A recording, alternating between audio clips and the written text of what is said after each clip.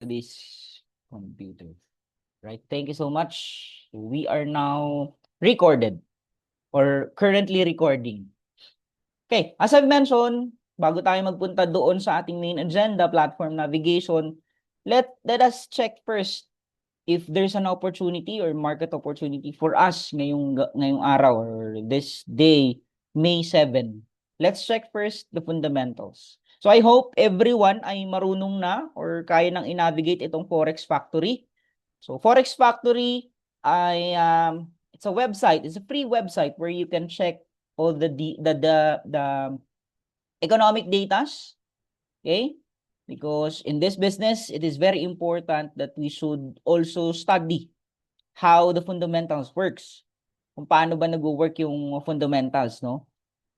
So, simple lang naman to gamitin. This is all free. All you have to do is to register or even hindi na mag-register.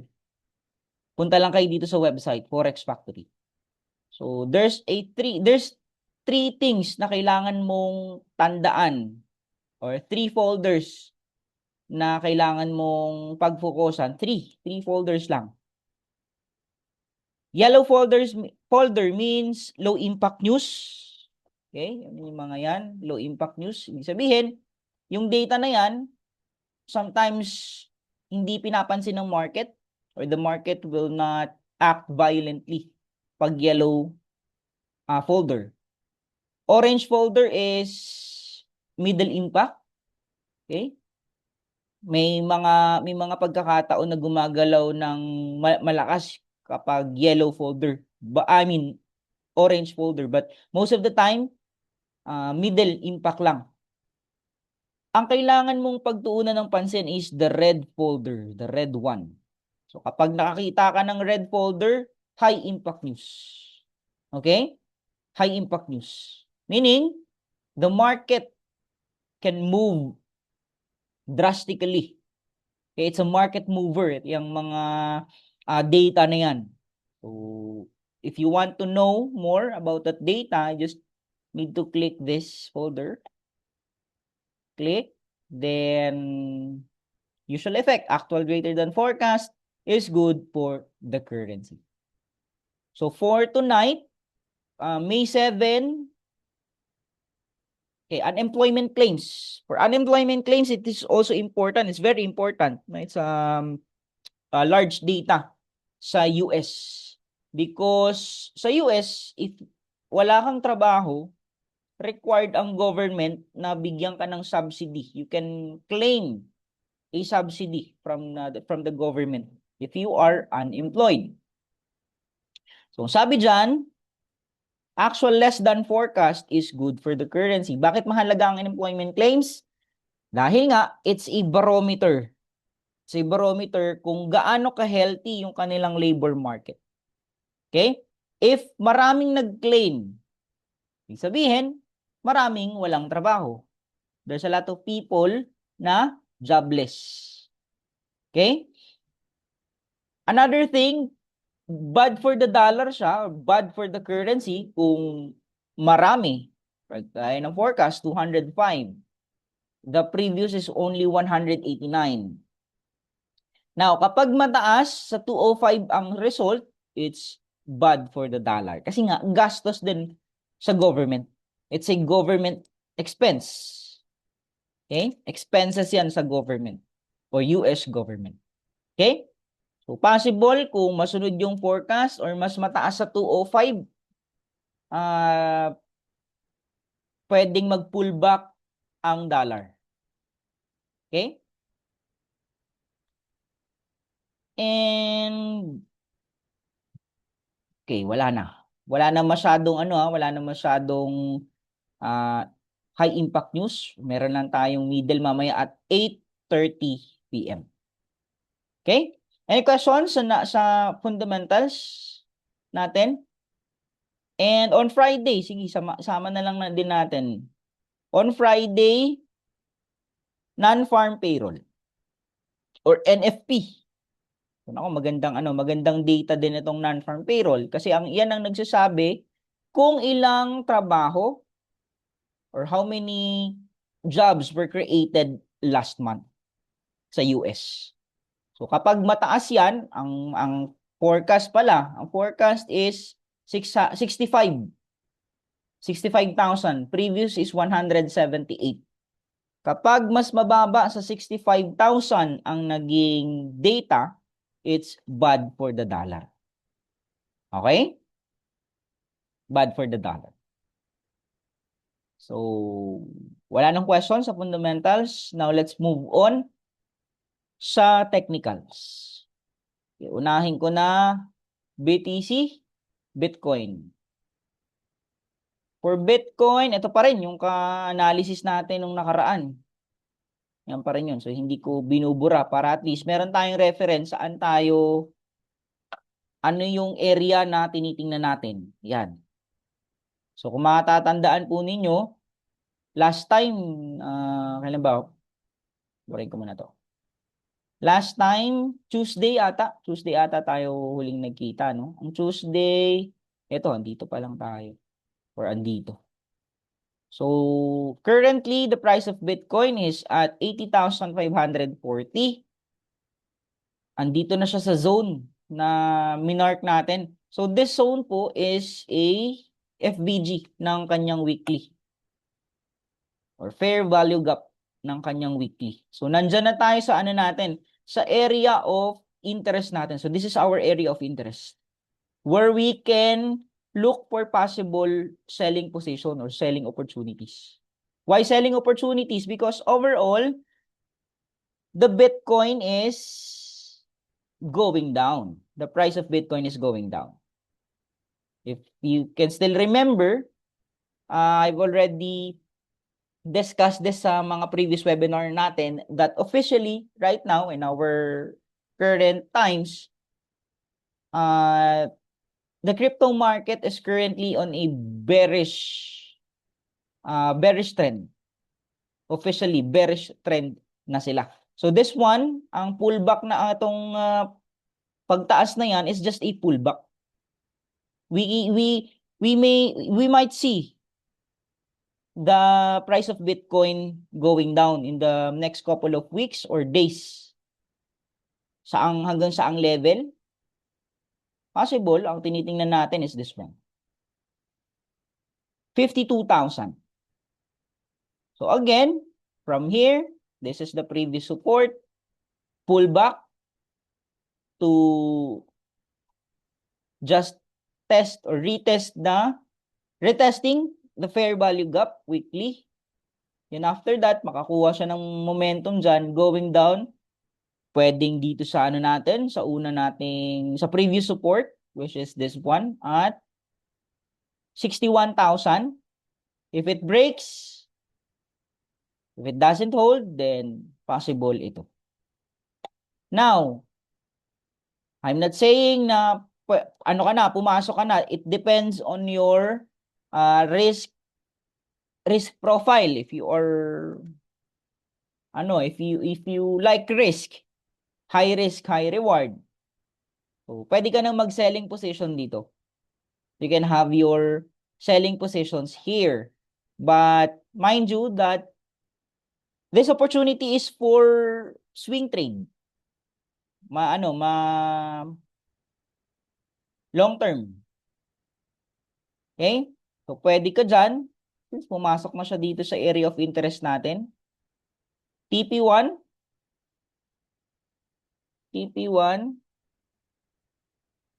Okay? And if hindi na hold, TP2. Now, question.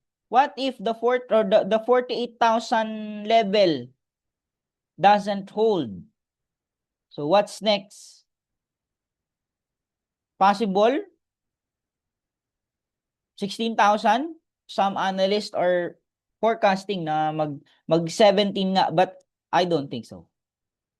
So, until the next bull run, for me, I think dito lang, in this level lang, until the next halving on 2028, 2 years from now. So, merong halving from there, possible bounce ulit.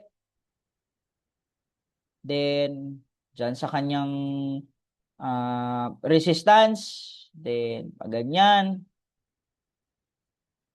Okay? Pag ganyan. Or to create higher price. Okay? So, tandaan natin ha, kapag merong halving every 4 years, lumilipad ang Bitcoin or ang crypto market. Okay? Next, USD Japanese Yen. Ayan. So, nagbubunga na. Nagbubunga na yung ating mga forecast.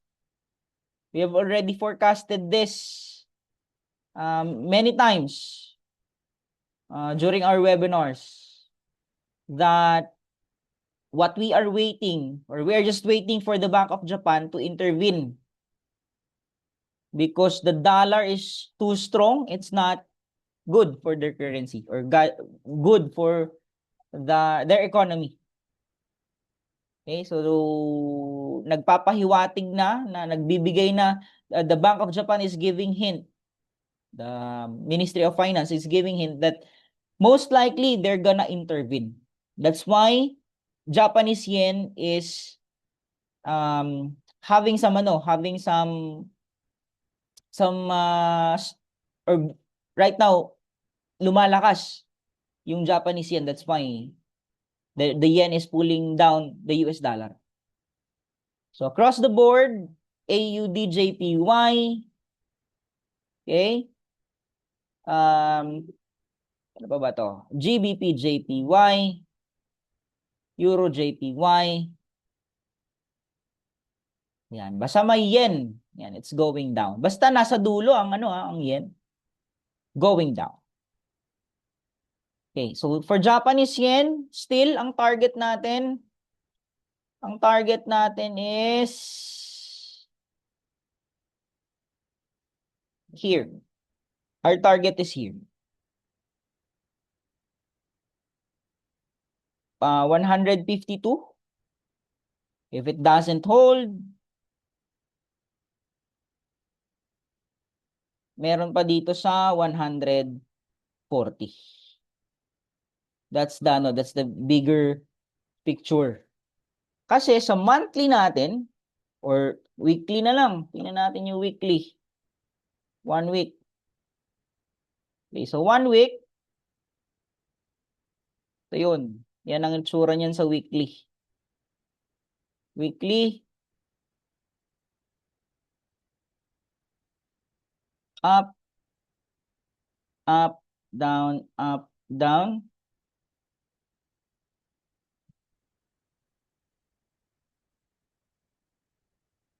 Possible, ito. Okay, wala pa. So, yan pa lang. So, this is 2023, I think. 2023. 2024. 2025. And Japanese intervention, Japanese government intervention, 2026. So this one, 2026. So that's my forecast. Forecast ko lang At 26, this year, possible, maabot natin yan at 41. So with this, kaya I'm very bearish sa na to. It's 1,564 pips. 1,564 pips. Yan. So, kung makuha mo yan, daan natin sa pip calculator. Let's see. Pip calculator. Here's the JPY. So, 0.05. Let's say, your account has $200. 1,560 pips. So, kung ilang buwan man yan, at least meron kang $498 na $498 na possible profit. Okay? Of course, there's risk. May risk pa rin tayo. Risk is only 494 pips. 494 pips, only 157. Okay? Kuha? Gold? For gold, still, I cannot say na tataas na tayo. We cannot say 100% that it is going to continue its uptrend momentum to this or to this level. Okay? Because there's a possibility that itong momentum na ginagawa niya ngayon ay papasok pa rin siya dito. Ito ang ating ito yung ating resistance eh. This is our resistance. This is our support. Support 1, we have support 2. So for almost 1 month or more than 1 month, the price of gold is just hovering. Diba? In this level lang. So sa bigger picture again, we're going to check the bigger picture, the higher time frame. Okay? Ito lang yan. Possible. Yan. Kasi nakita natin nga yan, 3,500 level. Ayan o, 3,500 level. Ranging. Okay? 1. Tapos, hanggang nandun. Ano muna natin to?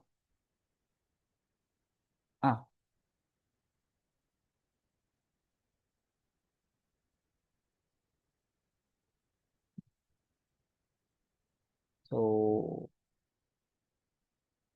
it's too early to say na this one ay magtutuloy na nga pataas. And possible nga na mauntog siya dito. Itong ginagawa na to, possible mauntog yan dito at 4,800, yan, 4,878. So, abangan natin yung price dito. There's a possibility na magkaroon ng pullback. Then, sabayan natin for selling position. Kasi nga, itong ginawa niya dito, previous price, 6 months ito. This level, yung ginagawa niyang ranging na yan, 6 months yan bago niya na-break ito. 6 months. Or, ayan, 6 months bago niya na-break this level. Ayan lang, ganyan lang siya. For 6 months. For 6 months. There's a possibility na makita pa natin yan. Makita natin. Ayan, bounce lang siya. Pabor ito, itong move na to, ranging market for those scalper. People na nag-i-scalp lang. And dyan lang siya, hovering lang siya. Okay? So, any deviation from this range, 4,500. Okay? If it breaks, okay? If it doesn't hold, then possible dito. Okay? If not, kung mag-ano man yan, mag-breakthrough man yan, okay? First target would be this. Okay? That level. Or this level. Or this level. Okay? So that is for gold. Euro USD. For Euro USD. Usually, Euro USD and XAU USD, the gold, has a positive correlation. If Euro USD is going up, then most likely the XAU or the gold is also going up. Because both Euro and gold is paired against US dollar. Okay? US 30. For the US 30, still I am skeptic sa ganitong movement. Medyo skeptic pa rin ako dyan because right now we all know that the dollar is very strong. And usually, the US stocks, US index, has a negative correlation with dollar. Okay? If the dollar is strong, the usually the US stocks is weak. If the dollar is up, the stock market is going down. But if the dollar is weak, then the stock is going down. But there's no it doesn't make sense right now. The dollar is strong and at the same time yung index is going up as well. So it doesn't make any sense. And for me, there's no reason for this bounce. Most probably this is a dead cat bounce. Just to liquidate. Okay, just to liquidate, grab liquidity, then going down. Okay? So malapit na yan. Malapit ng malapit ng bumaba yan. For oil right now, kita naman natin. So there's also an opportunity here sa oil. There's an opportunity as well for oil. As you can see, up, down, up, down, up, down. Down. Okay? So with that, kita naman natin, 'di ba? Meron tayong resistance and support. So once matouch to, I think 85,000 possible kunin. Makuha dito 85,000, then from there balik ulit sa 117. Okay? Tandaan natin that right now Iran and US ay hindi pa okay yung kanilang relationship. Though there's some peace talks that has been going on between them. But then again, it's very fragile. Any move from both countries could possibly could be the cause to reignite the war between them. Okay? Okay, so do you have any questions, Sir Elmer, Ma'am Melissa, and Sir Rod? Do you have any question? None? None so far? Right, if there's no more question, let me proceed with our main agenda, the platform navigation. DuPoint website. So assuming that every one of us here ay meron ng account with DuPoint validated and you have already submitted your valid IDs and okay na. Ready na for trading, no? Pwede na nating i-trade. So I'll have some tour. Okay, I'll tour you around around the Axe trade. Let me just share my screen. Sana ba yun?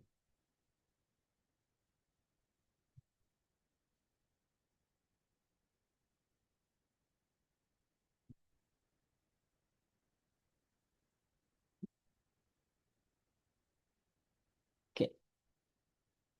Sharing ng screen and yan, 2 point. Okay. So, ituturo ko kayo ngayon sa ating website paano ba tayo mag-execute ng trade, paano tayo mag-execute ng trade, paano magde-deposit at mag-withdraw. Okay, syempre hindi naman po pwedeng deposit lang. Of course, kung meron kang withdrawin, diba, pwede ka rin mag-withdraw. Okay. So all you need to do is to punta sa funds, then deposit. Click deposit. So ang deposit natin is available sa credit card. You may use your credit card if you have spare limit. Marami nagsasabi, ang utang is hindi maganda. Yes, ang utang hindi maganda kung gagamitin mo sa to buy yung mga luho, yung mga bagay na hindi mo naman kailangan talaga. But if you're gonna use it to fund something that that can generate income, in this case, forex trading, so pwede, you can use or you may use your credit card. Okay? We also have GCash. Yan, pwede nating gamitin ang ating GCash and yung ating bank transfer. So, simulan natin bank transfer. Kung magde-deposit ka, you want to fund your account. Minimum deposit is 600 pesos. Okay, 600 pesos, $10. Okay? For example, ang gagawin natin, ipa-fund natin is 12,000. Okay, 12,000 right now in the exchange rate is $195. Okay? So, select next. Select next. Then, check the details. Check mo yung details. Ano ba yan? DuPoint Markets Limited. Ayan. So, dapat mag-a-appear itong DuPoint Markets Limited. Baka nakalagay dyan, GCash ni Ma'am Melissa Noblesala. Ayan. So, make sure na DuPoint Markets ang nakalagay. Naka-indicate is DuPoint Markets Limited and the amount, kung tama. Kapag all the details are correct, pay now. Now, ang gateway natin na ginagamit is the DragonPay. Don't worry, it's very secured. Very secure ang DragonPay. All you have to do is to click agree, then select payment option. Usually, we use QRPH. So sa QRPH, there's a limit transaction or limit per transaction of 50,000 pesos. Okay? So if you're gonna deposit 200,000, so you're going to make 4 separate transaction, 50,000 each. Okay? So 12,000 pesos, then select. Yan ang maganda sa QRPH, lahat yan, be it GCash, PayMaya, or any mobile banking that has QR code, all you have to do is to scan this QR code. Then kapag okay na, ang funds mo ay made-deposit agad-agad, immediately, split seconds in your DuPoint or to your DuPoint wallet. There's no there's no waiting period. Okay, sa previous broker ko, before kang makapag-deposit, dadaan muna sa account manager to validate. But no, here in DuPoint, there's no need na to, hindi na siya dadaan sa inyong mga relationship managers. It goes directly to your wallet, mobile tuloy. DuPoint wallet. Diretso na siya. Okay? So kapag okay na yan, meron na sa wallet mo, transferred. Siyempre, hindi naman pwedeng puro withdrawal ka lang. Withdraws. I mean, deposit. Meron din tayong withdrawal. In addition to that, aside from local bank, GCash, or credit card, we can also accommodate if you have crypto wallet, if you have funds sa inyong crypto wallet, be it Binance or ano pa mang exchanges or crypto exchanges, we can also accommodate those transactions. So you have 3 options. BEP20 is the network. BEP20 if you're using Binance. TRC20 or ERC20. But usually, I use BEP20. I have Binance. So, ayan, BEP20. So, ang limit natin is $10 or 10 USDT. All you have to do is to click deposit kung galing man sa crypto yung inyong paperahan, and minimum was 10 USDT. Let's say 100. Then select next. After nyan, scan the QR code. Okay? Next, sabi ko nga kanina, hindi lang puro deposit dapat. Meron ka din dapat withdrawal. Ayan, para makapag-withdraw ka, bago ka makapag-withdraw pala, first, you need to set up the beneficiary account. Kung saan natin i-deposit, saan ni Dupoint i-deposit yung proceeds or yung pera na i-withdraw mo. So first, kung bank account man yan, punta ka sa bank account. Then, add bank account.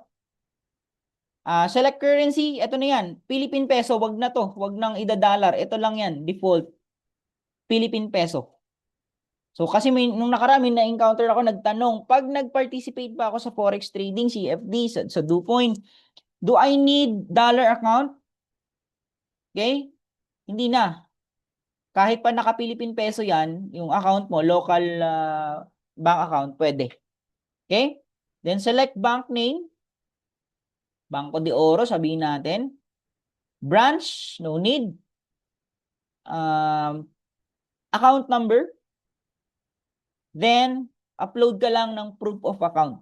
So, sa proof of account, meron dapat 3 criteria. Pwedeng yung, kung meron kayong mobile banking, yung dashboard nun, pwede nyo nang screenshot. Pero dapat 3 ang mag-appear. Account name, dapat tugma yung account name mo sa, yung registered name mo sa DuPoint and yung account name mo sa banko. Next is the account number. Then, bank logo. So, dapat, ano yan, tugma. Account name, account number, bank logo. Mag-appear siya dapat sa picture. Then, after mong ma-upload, wait ka lang ng few minutes, 2 to 3 minutes to validate. Then, mapupunta na siya doon sa option kung saan natin i-deposit or ilalagay ang inyong naghang. Yung inyong profit. Okay? For example, we want to withdraw through tawag dito, e-wallet o yung GCash or PayMaya. So, select mo lang tong electronic wallet. So, kung mag-a-add ka, kailangan mo lang kumuha ng OTP. Then, add. Okay, so hindi ko napakita kung paano. Basta sundan nyo na lang. Get lang ng OTP para ma-set up or makapag-set up kayo ng inyong GCash or PayMaya. Pwede rin pong cryptocurrency wallet. Same din yan. Mag-a-add ka, pero merong OTP. Okay? Now, assuming na okay na lahat, meron ka ng account for withdrawal, then select withdraw. Tapos, kung anong account, select mo dyan kung anong account. Next is, ano ang receiving bank mo? Sa akin, 2, China Bank or yung BEP20, cryptocurrency wallet. So, select mo lang dyan kung ano yung receiving. Then, the conversion, here's the I'm sorry. No, not the yan nga yung conversion pala. There's the conversion. Okay, then withdrawal amount. The minimum amount for us to withdraw for standard account is $10. For standard account, $10. Okay, for standard account. Okay, para makapag-withdraw tayo. Now, kapag nag-withdraw, select next. Okay? So, usually, ang turnaround time for withdrawal is 5 to 15 minutes. Okay? In my experience, 5 to 15 minutes, the account should be deposited on your receiving bank. So, sa atin dito, at the same time, dito po sa DuPoint, we do have weekend withdrawals. Okay, we do have weekend withdrawals. Kahit Sabado-Linggo yan, we can accommodate your withdrawal. Sa ibang broker, wala silang weekend withdrawals. If you tried withdrawing your profit on a Friday night, then most probably it will be deposited, it will be credited to your receiving bank the next business day, which is Monday. But here in DuPoint, even weekends, we do accommodate weekend withdrawals. Okay? So, saan ka pa? DuPoint ka na. Talaga may ano na may spill. Alright. So, no question? Do you have any question sa deposit and withdrawal? Wala? Okay, kung wala, let's proceed with copy trading. So, dito sa gilid, copy trading. For example, you are a working professional who doesn't have time to navigate the market, to study the market. You don't have time, but you want to participate sa forex trading. You want to earn sa forex trading. So you can consider, you might want to consider copy trading. So, but then again, copy trading has also risk. Okay? So copy trading kasi, there's a signal provider. Kung ano ang trade niya, yan magre-reflect sa'yo. Okay? So kung panalo siya sa trade, panalo ka rin. But if meron siyang losses, losses mo rin.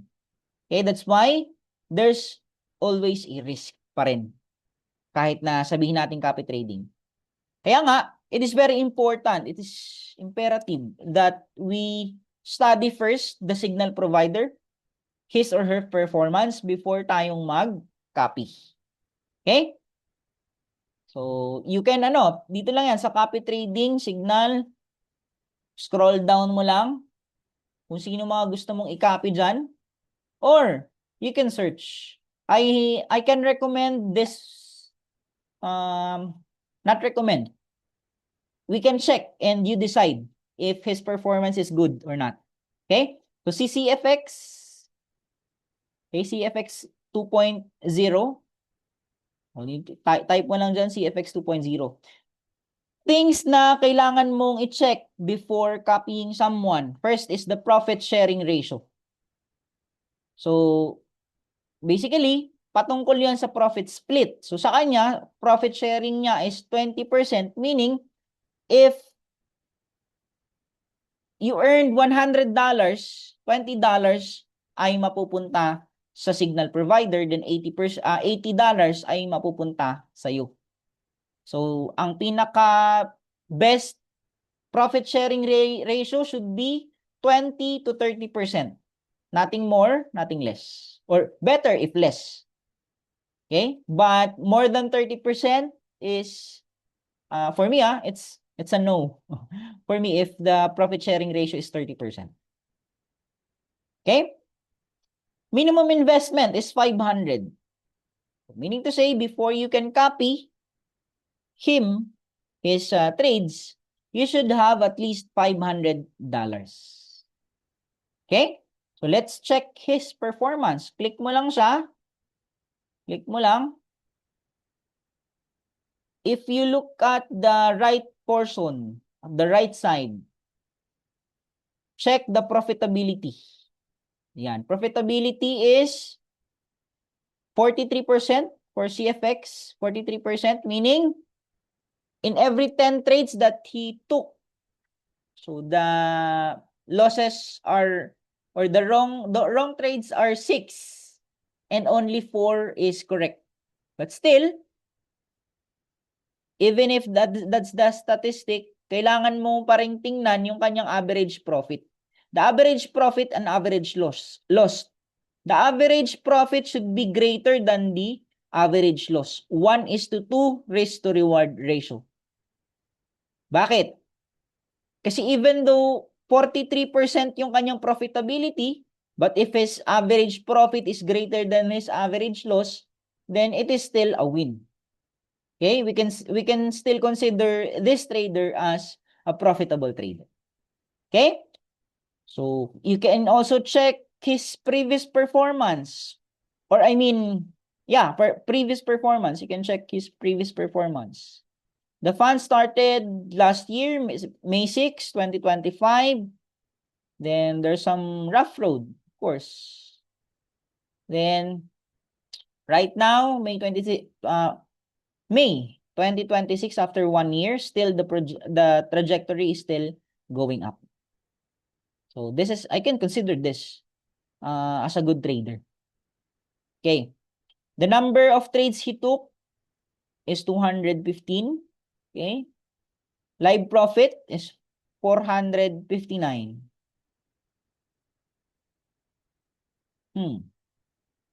Ito, funds. Okay. So, I think withdrawals ito. Ayan. So, dito sa symbol, meaning the currencies na tinitrade niya, 100% is gold. So, if you're not comfortable trading gold, then you might want to check other signal provider. But CFX is only trading gold, 100%. You can also check his performance, his trades. First, copy traders. So, as we speak, there's a 3 copiers na si CFX. Sa trades, you may check his history and see for yourself the average loss. Average loss, $10. Profit, 21. 3, 10, 10, 10, 11, 10, 10, 7, 10, 12, 11, 12, 12, 12, 12. But, if he is correct, 37, 42, 40, 15, 15, 8, 24. So sabi ko nga sa inyo, not necessarily kailangan mataas itong profitability kasi may mga pagkakataon na tumataas yan, 70%. But yung risk to reward ratio niya is hindi maganda. Okay, so you should aim, if you're a trader, if you want to succeed, if you want to be successful, first, develop a strategy na magbibigay sa iyo ng magandang risk to reward ratio before the accuracy. Okay? Sir, if ever mag-join kami at mag-fund ng $200 sa DuPoint, how to gain our profit within this month? Sir, there's no guarantee. Okay? There's no guarantee. In every investment, walang magsasabi na guaranteed yan. At you cannot expect na talagang kikita ka kaagad. No? Kaya nga lagi kong sinasabi, proper risk management pa rin. Okay? So don't worry, Sir Narciso. Just attend our weekly webinar, then learn from all the strategies na binababa natin. Okay? And make sure then, sir, that the $200 is is your tawag dito, excess money. Okay? Because there's risk. But then again, $200, sir, is a good starting capital. It's a starting capital. Ano lang, wag mo lang babaksakan ng mga malalaking lot size. No, sa $200, safe ka na to open a 0.05 sa sa currency po ibang usapan kapag gold. Pag gold, pwede ka naman mag-scalp 0.01, 0.01. Okay? So that is your copy trading. Kung gusto mo siyang i-copy, all you need to do is to click copy.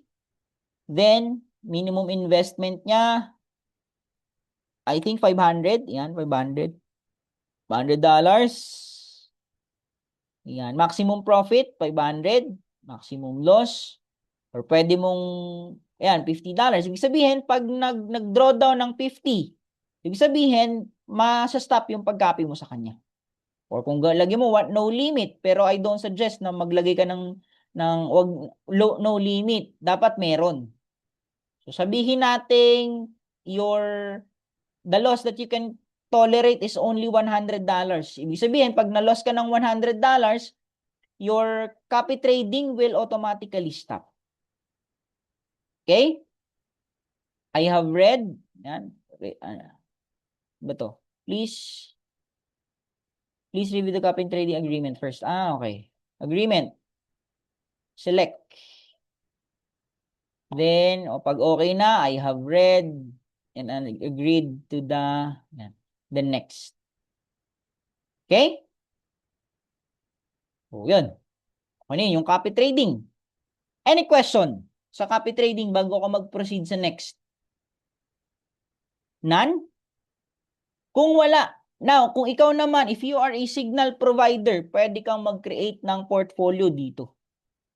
Okay, pwede kang mag-create ng portfolio if you are a signal provider. Next, for our insights. Yan, maganda rin i-maximize po ninyo ito because meron na tayong ganito. It's an insight. Fundamentally speaking, you can read the blogs of our dear market analysts na meron tayo dito sa DuPoint, in-house market analyst. They are very good at projecting or forecasting sa market to give us idea, to give us the overall idea sa ano ba nangyayari sa market. Okay? Market insights. AI signals, yan, pwede nating i-consider din to. Example, XAU USD. So there's a level na siniset niya dyan or tinitingnan niya dyan. As of May 7. And that's his forecast. Forecast ni, sinong ano nito? Walang pangalan. There's no name. Kung sino ang gumawa ng forecast na to. Okay, news flash. Yan. Also, economic calendar. What are the economic news? Or is there any news that we are anticipating? Okay, so nandyan lahat yan. Okay, so all-in-one na to. Andyan na yung ano. Kaya maganda nga ang platform ni DuPoint. The platform of DuPoint is very, very, very good. It's full of the things that all of us trader needs. No, andyan na lahat. Everything that we need is inside our trading platform. Okay, kung wala nang question, wala na, sure na, wala nang question. So proceed tayo sa paano ba tayo magte-trade? How to execute a trade using our platform. So first, let us discuss the two types of order. Two types of order. Ayan, two types of order. Meron tayo yan. Number one is market order. Ayan. When we say market order, kung ano ang current price, yan ang kukunin mo. Yan, dyan ka magte-trade. Example, ang current price is 4,732. So that's the price that you are gonna get. The spot price, 4,732. Okay? But because it is a market order, sometimes nag-iiba-iba yan. Halimbawa, 4,732. Dahil nga naka-market order ka, there's a possibility na dahil nga volatile yung market, possible dito ka na makuha or sa taas. Okay? Dahil market order. But then again, ako, ginagamit ko rin naman market order. So, if you want to get the opportunity right here, right now, then select or choose market order. So, paano? Pwede nating i-on ito. But it is very dangerous to open this. So maganda to for quick open position because one click lang, there's your order. Okay? But it is very, it's very dangerous. Dahil kapag na-open mo yan and accidentally you touch this buy or sell button, okay, the order will automatically be triggered. Okay? So always make sure na i-off mo yan, then manual ka na lang. For example, market order, buy. Assuming that you already have your trading plan, you have already created your trading plan. Kuburahin muna natin to. Lagyan natin to sa baba. Dito muna. Okay. Assuming that you already have your trading plan and according to your plan, you're gonna buy. Okay, you're gonna buy gold. So select buy, then market. Volume is the lot size. I do suggest that start at the minimum, at a minimum lot size is 0.01. So start at 0.01. Then according to your trading plan, put your SL, and put your TP. Okay? Then, once okay na, select buy, confirmation, confirm. So, since it is a market order, you have already participated in the market since it's market order. Now, when we say pending order, the second type of order is pending. Pending.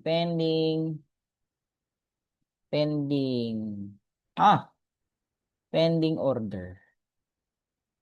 So, sa pending order, meron tayong apat. There are 4 types of pending order. Okay, 4 types of pending order.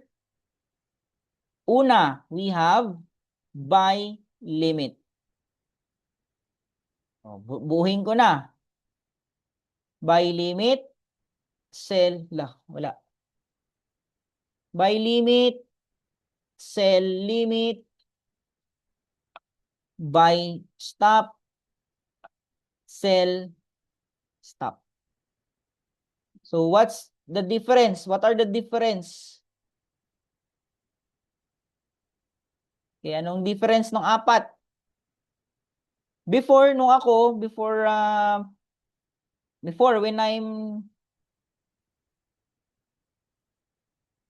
when I started trading, I don't know the difference between the 4. So basta ano lang ako, trade lang ako ng trade. Kasi nga wala akong guidance. Unlike ngayon, 'di ba? We have weekly webinars. We have free webinars to guide those newbie. But when I started, there's no guidance. But that's why you are very, very lucky that DuPoint created this initiative to provide you with trainings and webinars for free. Okay? When I started, I don't know the difference between the 4. So, ano na pala yun? Malaking tulong pala. It's a great help that you know this for types of pending order. So, let's discuss the difference. When we say buy limit, okay, labas tayo dito sa platform. Punta tayo sa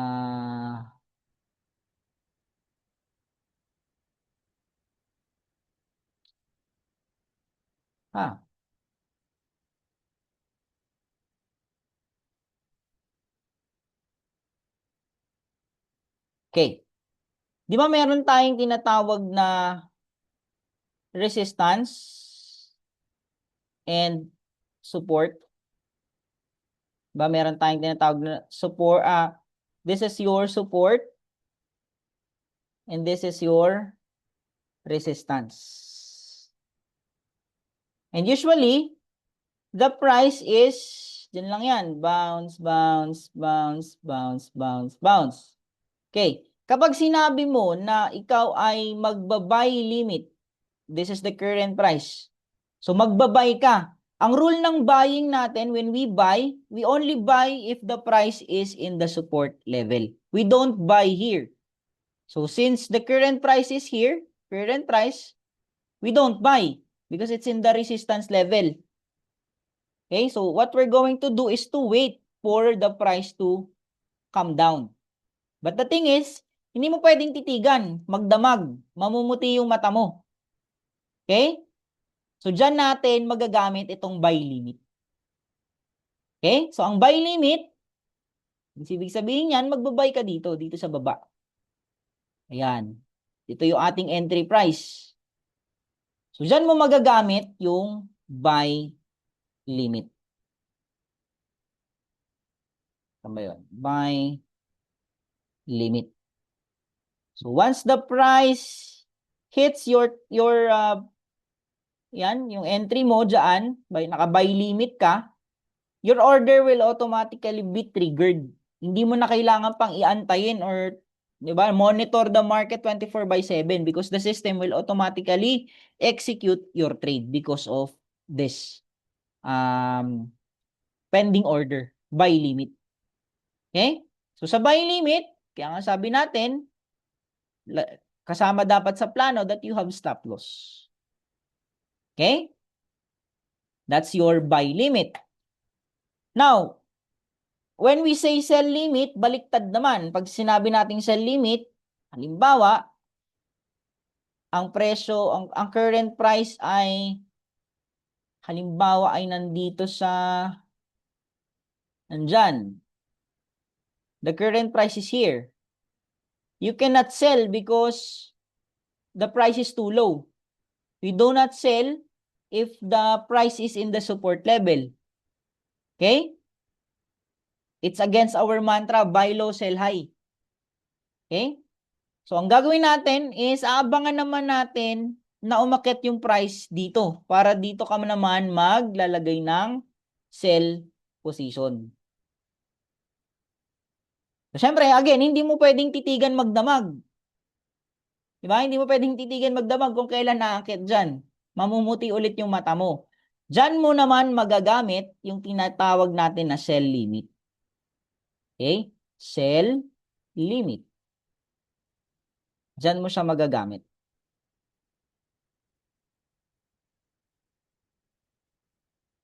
Sell limit. Sell, short, target. Then your stop loss above. Meron ka ng sell limit. You can sleep peacefully. You can sleep, di ba? You don't need to wait for the price to go here then execute because the system will automatically execute the trade on your behalf because of sell limit. Okay? So ano naman tong tinatawag natin na buy stop and sell stop? So ang buy stop and sell stop, hindi siya common na ginagamit, at least for me, I don't usually use buy stop and sell stop. Okay? Kasi nga, hindi siya susunod doon sa mantra natin na buy low, sell high. Okay? Pag sinabi natin, but there are some cases that kapag ang presyo ay dyan, pababa. Okay? Tapos, expect natin, tataas, then down. But most of the time, the price goes higher. So, dyan natin makukuha or magagamit ang tinatawag natin na buy stop. Buy stop. So, ang problema sa buy stop, since nga, nandyan siya, breaking highs siya, your average price is too high. So, ipanalangin mo, pag nakuha ka dyan, talagang umakyat tuloy-tuloy yung price doon sa TP mo. Pero ang problema mo, minsan, kinuha ka lang dyan sa taas, but the price is nandito. That's why, I rarely use buy stop or sell stop. Okay, I always use buy limit or sell limit only. Okay, but then again, may mga instances na breaking highs siya. Halimbawa ito, this is the high. Diba? This is the high. But, there's a breakout. So, sayang itong kung ilang pips man yan from here to here. So, sayang.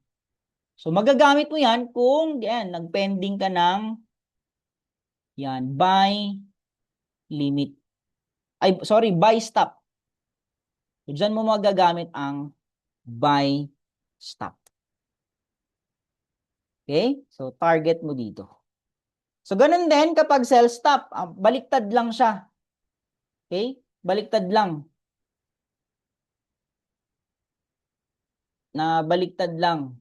So, this is your support. Okay? Then, pag tama dyan, tuloy-tuloy bumaba. So, dito naman tinatawag natin na sell stop. So, dito ka naman maglagay. Dahil nga may momentum, there's a momentum at sobrang lakas ng momentum, wala nang pullback, dire-diretso na pababa. So, gagamitin natin na pending order is sell stop. So, paano natin i-execute yan kung sakali na tayo ay magte-trade? How do we execute that? Halimbawa, ang order muna natin is order natin ay buy stop. I'm sorry, buy limit. So, ang plano natin, we're going to enter in this level. So, we will wait for the price to go down. Then, sundan natin pataas. So, dito tayo mag-aabang. But still, andito pa yung price. Dito yung ating entry.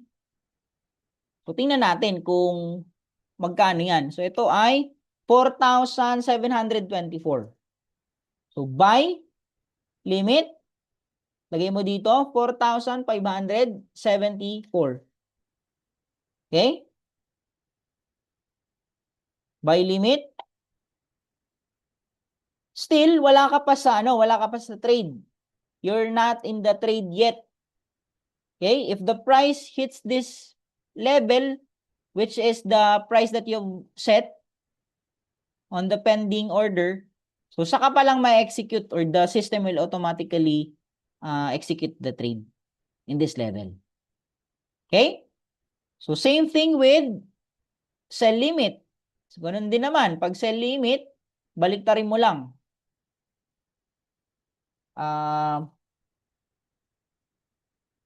Baliktad lang siya. Ngayon.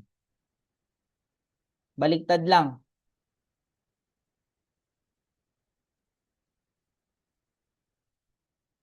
Sell limit naman pag nandito.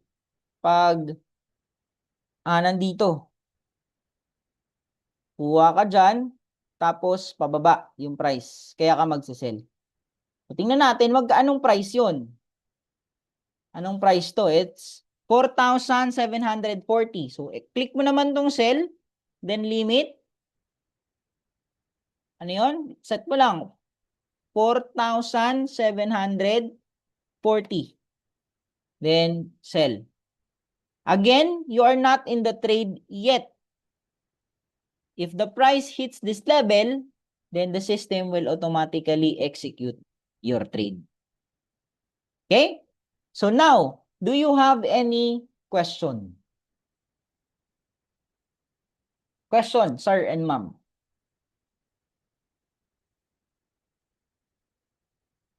Sir Narciso, Sir Elmer, Ma'am Melissa, and Sir Rod, do you have any question? No question at all? Wala? Okay. None. Okay, none. Thank you. Thank you. If wala, pwede mang pa-type ng 1 kung wala. Clear lahat. So I can proceed na.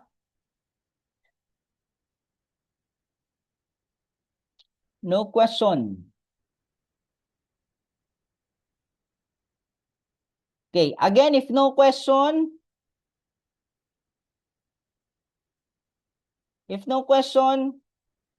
tomorrow,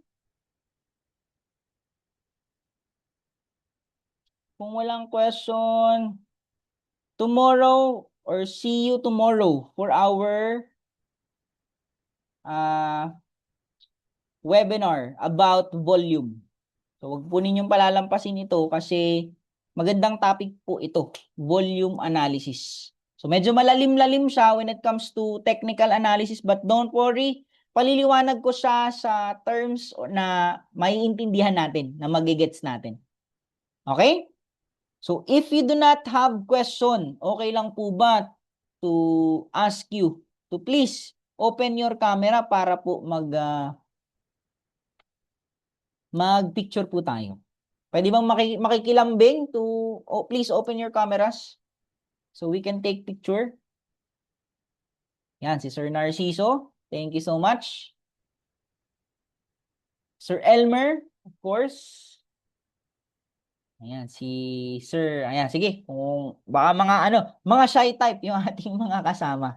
So, wala pong question. Sige, sure na. Smile lang po tayo sa camera. 1, 2, 3, smile. Isa pa po. 1, 2, 3, smile. Ayan. Once again, in behalf of DuPoint Markets, my name is Dan. Thank you so much, Sir Narciso, Sir Elmer, Sir Rod, and Ma'am Melissa. Magkita-kita po tayo tomorrow evening, 6 p.m. para po sa ating another webinar. Bye-bye po. Have a good night. Good evening.